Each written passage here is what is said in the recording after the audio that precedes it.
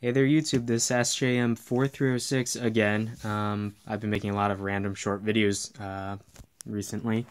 But yeah, basically I bought these little, what'd you call them, LED filament strips from eBay, and they're really cool because they're slightly bendable, and you know, they're just a string of like, you know, a ton of LEDs. It comes in warm white or cool white, and I had the problem though of how to test them because they're like a chain of like 30 LEDs, and so it requires at least 60-70 volts to run. So I was thinking about ways of, you know, like mocking together a like a step-up converter or something like that just to test it.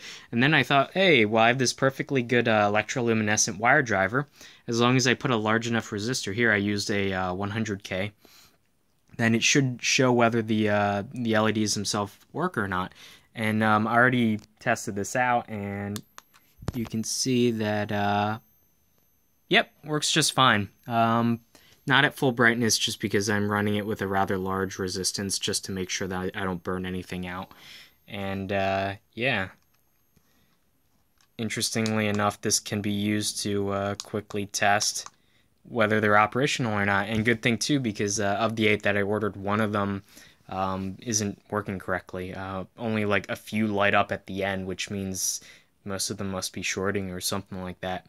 Or just maybe it's not a high enough voltage for that one. It's some kind of manufacturing defect. But anyway, if you want to try playing around with these and you have one of these EL inverter, you know, AAA battery inverter strips lying around, just get a 100K resistor and you're good to go for testing these. Likewise, you could actually probably, you know, wire a few of these in parallel with some current limiting resistors and make like your own lamp or something like that, just using one of these converters, and just make it battery powered.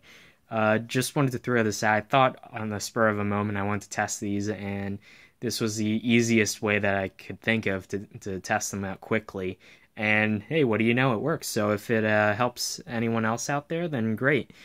So I guess that's pretty much all that I wanted to ramble on about. So yeah, that's really pretty cool actually.